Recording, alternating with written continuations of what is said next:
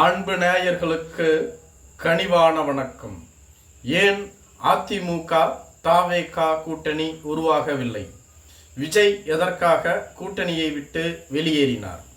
தமிழக வெற்றிக் கழகம் அதிமுக விடையே கூட்டணி பேச்சுவார்த்தை நடைபெற்றதாகவும் விஜய் தரப்பிலிருந்து 60 to 80 தொகுதிகள் எதிர்பார்த்ததாகவும் மேலும் துணை முதலமைச்சர் பதவியையும் எதிர்பார்த்ததாகவும் கூறப்படுகிறது. மேலும் தமிழக வெற்றிக் கழகத்தின் தரப்பிலிருந்து கூட்டணி கட்சிகளுக்கு ஆட்சி அதிகாரத்தில் பங்கு என அதிமுக அறிவிக்க வேண்டும் என அழுத்தம் கொடுத்ததாகவும் கூறப்படுகிறது. இவை எதையும் அதிமுக கண்டுகொள்ளாததால் தான் கூட்டணி பேச்சுவார்த்தை முடிவுக்கு வந்தது என பிரபல அரசியல் விமர்சகர் பிரியன் அவர்கள் தெரிவித்துள்ளார்.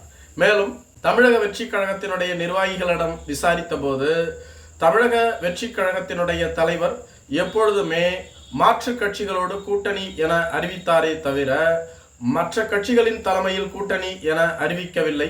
தமிழக வெற்றிக் கழகத்தின் முதல் மாநாட்டிலேயே இதை தெளிவுபடுத்திவிட்டார். மீண்டும் மீண்டும் பல செய்தி ஊடகங்கள் இதனை வேண்டுமென்றே திசை திருப்ப முயற்சிக்கின்றது. தமிழக வெற்றிக் கழகத்திற்கு தமிழக மக்கள் மத்தியில் பெருத்த செல்வாக்கும் ஆதரவும் உள்ளது. விஜய் அவர்கள் தனது தலைமையில் கூட்டணிக்கு வரக்கூடிய கட்சிகளை ஆதரித்து அவர்களுக்கு சீட்டுகளை வழங்குவார். வரும் 2026 நடைபெறவுள்ள சட்டமன்ற தேர்தலில் தமிழக வெற்றிக் கழகம் வெற்றி பெற்று ஆட்சி அமைப்பதற்கான அனைத்து தேர்தல் வியூகங்களையும் வகுத்து அதன்படி செயல்பட்டு வருகிறது. இது போன்ற சூழ்நிலையில் தமிழக வெற்றிக் கழகம் அதிமுகவோடு கூட்டணிக்கு செல்கிறது என்ற பேச்சுக்கே இடமில்லை. மேலும் தமிழக வெற்றிக் கழகத்தின் மாநாட்டின் பொழுது விஜய் அவர்கள் அறிவித்திருந்தார், ஊழல் கட்சிகளோடு கூட்டணி இல்லை என. திமுக மிகப்பெரிய ஊழல் கட்சி என்றும் அதனை ஆட்சி அதிகாரத்திலிருந்து அகற்றுவதே தங்களது இலக்கு என்றும் கூறியிருந்தார். அப்படி பார்க்கும் பொழுது திமுகவிற்கு முன்பு ஆட்சியில் அதிமுக 10 ஆண்டு காலம் இருந்தது. அப்பொழுது ஆட்சியில் இருந்த பல அமைச்சர்கள் மீது பல ஊழல் புகார்கள் உள்ளது. என்றளவும் அவர்கள் மீது குற்றச்சாட்டுகள் இருந்த வண்ணம் உள்ளது. ஊழலை ஒழிப்பேன் என்று கூறிவிட்டு அரசியலுக்கு வந்த விஜய் அவர்கள் ஊழல் கட்சிகளோடு கூட்டணி வைப்பது சரியா என கேள்வி எழுப்புவார்கள். அது கட்சியினுடைய பெயருக்கு களங்கத்தை ஏற்படுத்தும். அது மட்டும் இல்லாமல் தற்பொழுது தேர்தல் நடைபெற இன்னும் 1.5 ஆண்டு காலம் அவகாசம் உள்ளது. அதற்குள்ளாக தேர்தல் கூட்டணி வைப்பது பற்றி நாங்கள் யோசிக்கவே இல்லை. அதற்கு முன்பாக கட்சியை வலுப்படுத்த வேண்டும். மாவட்ட ஒன்றிய கிளைக்கழக அடிப்படையில் அனைத்து பகுதிகளுக்கும் நிர்வாகிகளை நியமித்து அவர்களை செயல்பட வைக்க வேண்டும் என்பதே எங்களது இலக்கு. நாங்கள் எதிர்பார்த்ததை விட எங்கள் கட்சிக்கு அதிக தொண்டர்கள் சேர்ந்துள்ளார்கள். வரும் காலங்களில் அது மேலும் அதிகரிக்கும்.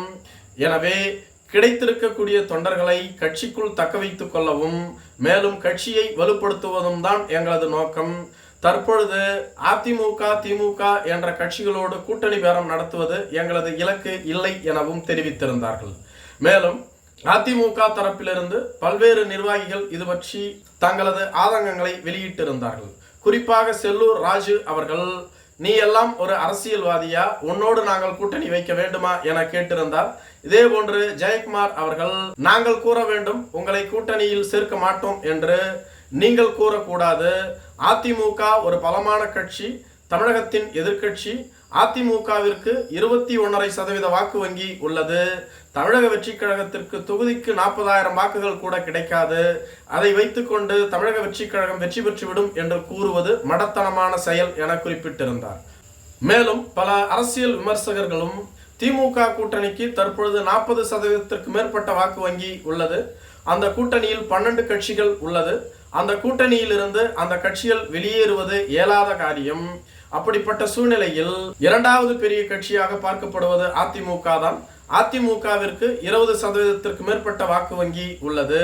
இந்த இரு கட்சிகளையும் தவிர்த்து மற்ற கட்சிகளை கூட்டணிக்குள் கொண்டு வந்தாலும் கூட விஜய் அவர்களால் வெற்றி பெற்று ஆட்சி அமைத்து விட முடியாது.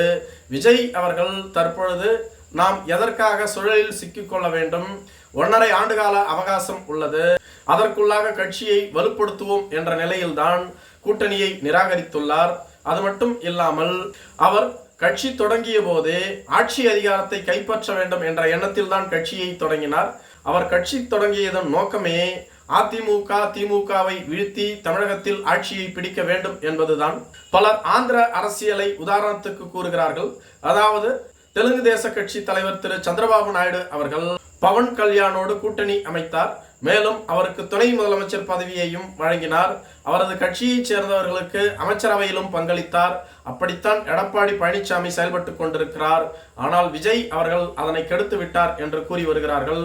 ஆனால் விஜய் அவர்களின் நோக்கம் துணை முதலமைச்சர் பதவி இல்லை, முதலமைச்சர் பதவிதான் என்பது தமிழக வெற்றிக் கழகத்தினுடைய நிர்வாகிகளால் அடித்து கூறப்படுகிறது. நன்றி.